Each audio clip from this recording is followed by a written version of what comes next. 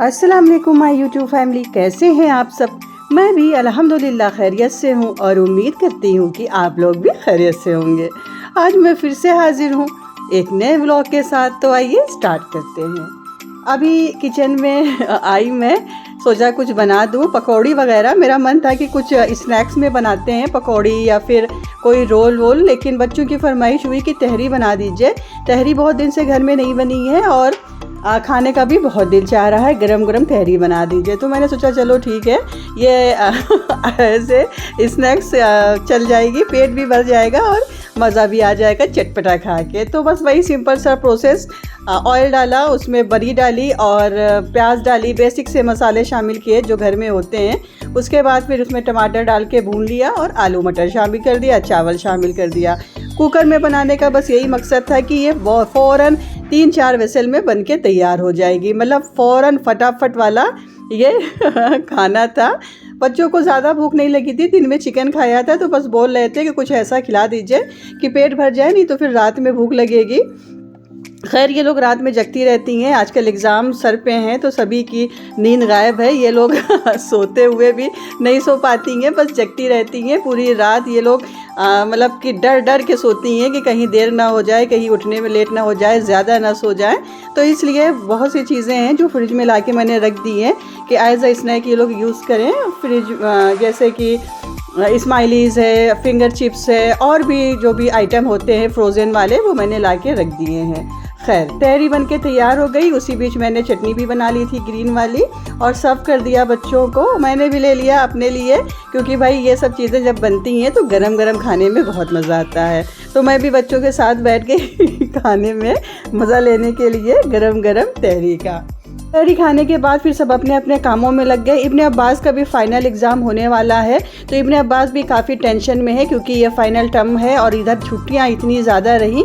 1 महीने टोटल हम लोग घूमते रहे, कभी अम्मी के यहाँ, कभी हस्बैंड के गांव। तो कोई पढ़ाई मतलब हुई पढ़ाई, लेकिन उस तरह से नहीं हुई जैसे होनी चाहिए, मतलब कि रुक रुक के हुई, बिल्कुल सीरियल में जैसे होना चाहिए सीरियस होके, वो वाली नहीं हुई। और ट्यूटर वगैरह सब छुट्टी पे थे, तो इब्ने के ऊपर इस टाइम एग्ज़ाम का बहुत ज़्यादा बर्डन है और बेटियां तो बिल्कुल हैरान परेशान है। ये लोग सर पे उठा लेती हैं, एग्ज़ाम जब होता है तो इन लोगों की नींदें जो है वो हराम हो जाती है।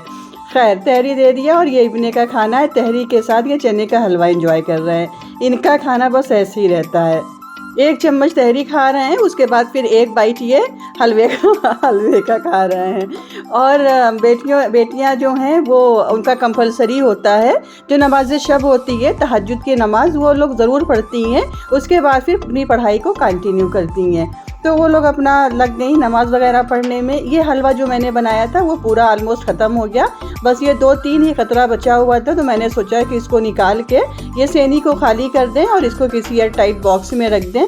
किचन में दूध भी चढ़ा हुआ था, दूध आया था लेकिन वो फ्रिज में रख गया था, तो देखा नहीं था मैंने कि दूध आ गया है। तो उसको भी मैंने सोचा कि मिडनाइट खौला दें, क्योंकि ये लोग कॉफ़ी वगैरह बनाती हैं 2 बजे रात में, 3 बजे रात में, तो फिर परेशानी होगी, क्योंकि अगर दूध फ्रिज में रहेगा तो ये लोग निकालेंगे नहीं। किचन में दूध बॉयल रखा रहता है तो ये लोग सुकून से जाती हैं और कॉफ़ी बना लेती हैं। तो इसलिए दूध भी साथ में खौला दिया। और ये यशब का खाना है, इनका कॉम्बिनेशन देखिए, इनके साथ ये तहरी के साथ कोल्ड ड्रिंक। इसी तरह से अजीब व गरीब खाना इन लोगों का रहता है, इसी तरह से ये लोग खाना खाते हैं। खैर अदरक लहसुन का पेस्ट ख़त्म हो गया था, मैं भी फ्री बैठी थी और नींद मुझे भी नहीं आ रही थी, तो मैंने उसको पील किया, अदरक लहसुन का पेस्ट बना लिया।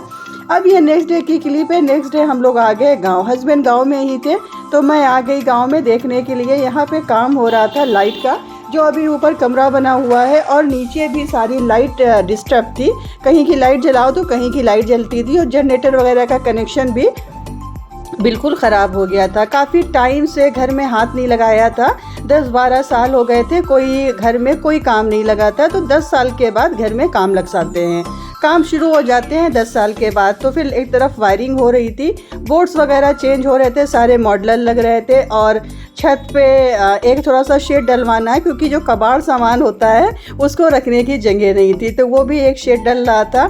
नीचे और भी काम हो रहे थे, घर में टाइल्स नहीं लगा हुआ था कहीं पे, क्योंकि जब घर बना था तो ऐसे ही बन गया था, बस ऐसे ही रैंडम बन गया था, टाइल्स वगैरह नहीं लगा हुआ था वहाँ पे, बस वायरिंग हुई थी। तो फिर हस्बैंड साथ में मेरे इलाहाबाद आ गए और बोले कि चलो आज ले लेते हैं, घर में टाइल्स ले लेते हैं, और लाइट के कुछ सामान कम पड़ गए थे, वो सामान लेने थे, प्लस जो पाइप लगा हुआ था, टैप हम लोगों के घर में, वो टैप बहुत ऐसी लोकल था, तो हर हफ्ते वो ख़राब हो जाता था। जब देखो तब पता चलता था कि ये टैप ख़राब हो गया, फिर दूसरी टोटी आ रही है।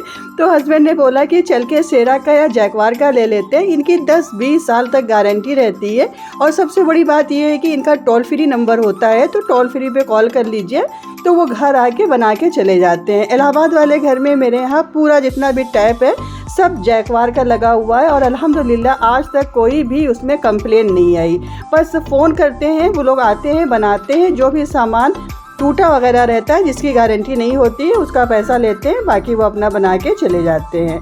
तो सारे टैप वगैरह हम लोग सेलेक्ट करें उसके पहले हम लोग को लग गई थी बहुत तेज़ की प्यास और भूख दोनों, क्योंकि टाइल्स में बहुत टाइम लगा हुआ था, लगा था, और लाइट के काम में बहुत टाइम लगा था। तो हस्बैंड ने बोला भाई आप कुछ ईटिंग फूटिंग करा दो, और नहीं मैं यहीं पे चकरा के गिर जाऊंगा। तो आ गए हम लोग जूस की दुकान पे, यहाँ पे एक एक गिलास हम लोगों ने जूस पिया। मेरा वही माल्टा था और हस्बैंड ने अपना खजूर शेक बनवाया था। फिर हम लोग आ गए ये सेरा के शोरूम में सेरा पाइप लेने के लिए। खैर सारा टैप वैप ले लिया और लेके भेज दिया गांव। नेक्स्ट वीडियो में इंशाल्लाह आपको दिखाएंगे कि काम कहाँ तक पहुँचा और क्या क्या लगा। अब आ जाते हैं अपनी रेसिपी की तरफ। आज आपको बहुत अच्छी सी एक रेसिपी देने जा रही हूँ चना चाट की। रमज़ान के हवाले से है ये रेसिपी, और ये इफ्तार में आप बनाएंगे तो आपकी तो वाह वाह हो जाएगी। मतलब चना तो आपका ख़त्म हो जाएगा लेकिन दिल नहीं भरेगा, इतना ज़बरदस्त इतना मज़ेदार बन के तैयार हुआ था कि मैं क्या बताऊँ।